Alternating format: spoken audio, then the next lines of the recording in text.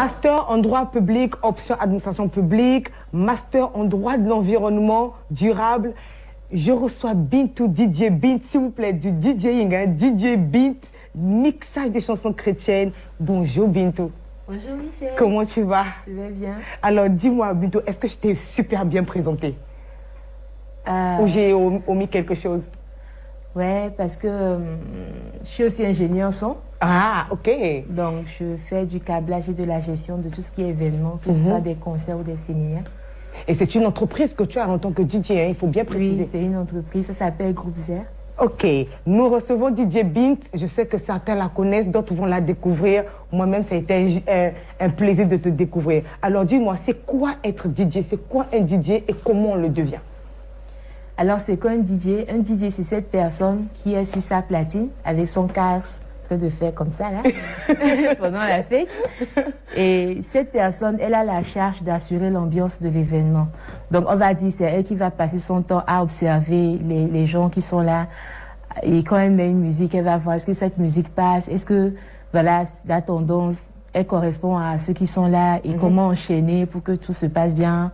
Voilà, enfin, on va dire, voilà, globalement, c'est cette personne qui assure l'ambiance pendant une fête. Donc, ce n'est pas seulement un ambianceur, c'est tout un travail dans le background. Tu as dit tout à l'heure que c'est quelqu'un qui doit connaître la tendance, surtout dans le milieu chrétien, connaître la tendance, ce que les gens aiment. Donc, tu étudies un peu les personnes et les goûts avant, toi, de venir te placer devant le public ou bien un mariage, un baptême, quelque chose que c'est l'événement, et de mettre la musique. Donc, c'est ça, si on a bien compris. Oui, oui, parce que, par exemple, quand on m'appelle pour un mariage, je suis obligée de poser des questions, savoir quelles sont les nationalités qui seront là, quelle est la tranche d'âge qui seront là, parce qu'il faut que ton répertoire réponde réellement, comment je vais dire, au désir et à la tendance des invités et qu'ils puissent se plaire dans ce que tu es en train de faire, en fait. Comment on devient DJ, surtout pour...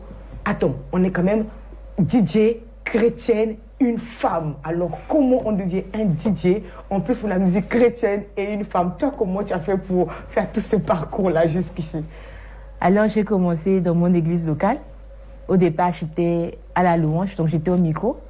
Et puis après, j'observais les techniciens de son. Je trouvais quand même qu'ils avaient quelque chose qui m'attirait.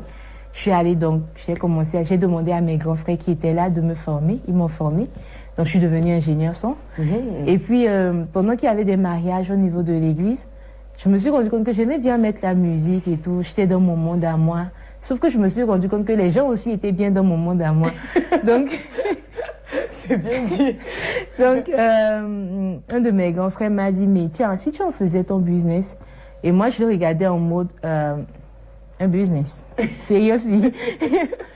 Il m'a dit oui, et puis il a continué à m'expliquer, à me pousser. Et puis, je sais pas, c'est venu comme ça, un jour je me suis retrouvée DJ. Eh bien, comment tu t'es sentie? Est-ce qu'il y a eu des formations? Est-ce qu'il y a des endroits où on se forme? Toi, tu as fait des formations? Oui, j'avais répondu à un appel de projet d'une ONG de la place, Planète Positive, qui voulait former des filles dans le domaine du digital. Donc, parmi les domaines qu'ils avaient énoncés, il y avait le DJing. Donc, j'ai participé, j'ai reçu une formation dans les techniques de DJing. Voilà, pour quand même mieux cadrer ce talent que j'avais. Donc, pour ceux qui se posent des questions, c'est Planète, s'il te plaît? Planète Positive. Planète Positive. Et où est-ce qu'on peut les trouver? Est-ce qu'ils sont là? Est-ce qu'ils forment toujours? Non, en fait, il s'agissait d'un appel de projet. Donc, c'était spécifique. On a passé des entretiens, on a été sélectionnés. Voilà, donc, ils voulaient former des filles dans le domaine de l'entrepreneuriat. Donc, on a fait à la fois les techniques de DJI, mais aussi de l'entrepreneuriat. Wow. Voilà, donc, c'était un appel à tenter. Mais vous pouvez toujours aller les voir. Oui, ils sont au niveau du point E. Ils font dans tout ce qui est jeunes et femmes dans l'entrepreneuriat, en fait. Donc, pour ceux qui voudraient être DJ, les filles comme les garçons, ne vous bloquez pas. Cherchez Planète Positive, trouvez-les et allez vous faire former parce que c'est un métier qui dans l'église, on en a besoin, pourquoi pas. Alors, comment tu t'es sentie, toi, face aux autres en étant DJ et surtout une femme? DJ femme qui arrive avec sa platine, qui mixe des sons, les regards des gens la première fois. Comment tu t'es sentie? Bon, il faut dire que déjà, ingénieur sans femme, c'est pas commun non plus. Donc, j'ai toujours été cette fille bizarre. Donc, on va dire que j'ai juste ajouté une bizarrerie de plus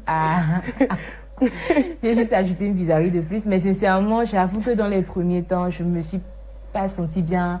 J'étais un peu timide, j'avais un peu honte, je baissais les yeux quand on m'appelait DJ.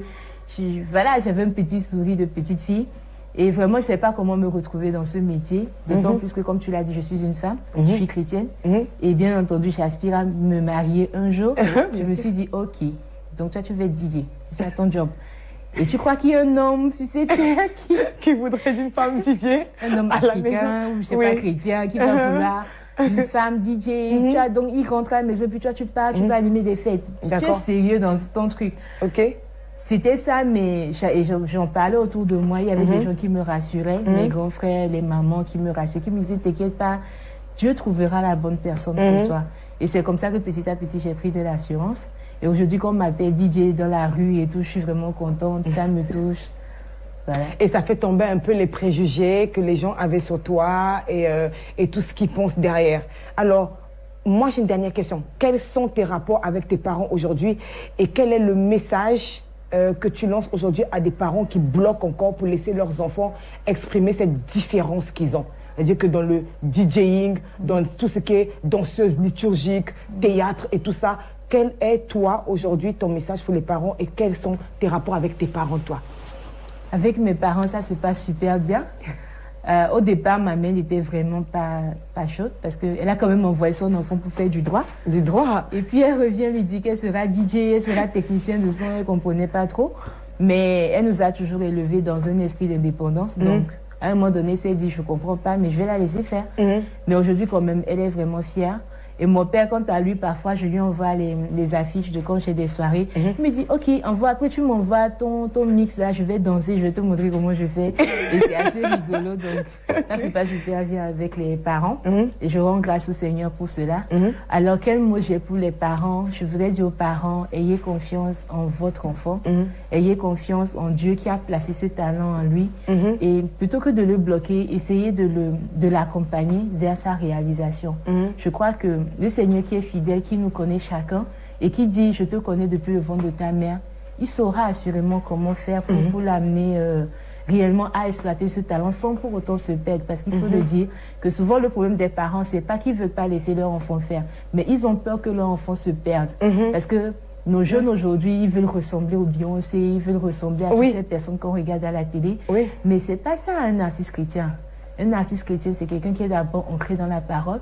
C'est quelqu'un d'abord qui sert Dieu. Amen. Et c'est quelqu'un que Dieu révèle au temps opportun, selon l'environnement où il l'a placé. Bien. Donc, je crois qu'en vérité, il faut demander aux parents d'encadrer les enfants et demander à l'enfant de prendre le temps de se poser. Merci. N'est-ce pas? De se poser, de se concentrer et d'attendre le bon moment pour se lancer. Ça sert aussi à rien d'aller affronter, de faire genre, personne ne me comprend. Voilà, ça sert à rien aussi. Il faut y aller. Il y a un temps pour tout, nous dit la Bible. Je crois que c'est le seul message que je pourrais donner aussi bien aux jeunes qu'aux parents, en fait. La patience, comme vient de dire, chers jeunes, la patience.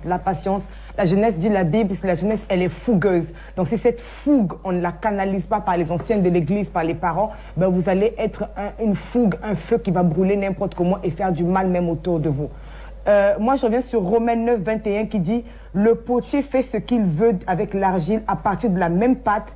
Il fabrique un vase précieux ou un vase ordinaire. » Ça, c'est pour vous, les parents. Dieu vous a donné un enfant avec beaucoup de choses à l'intérieur.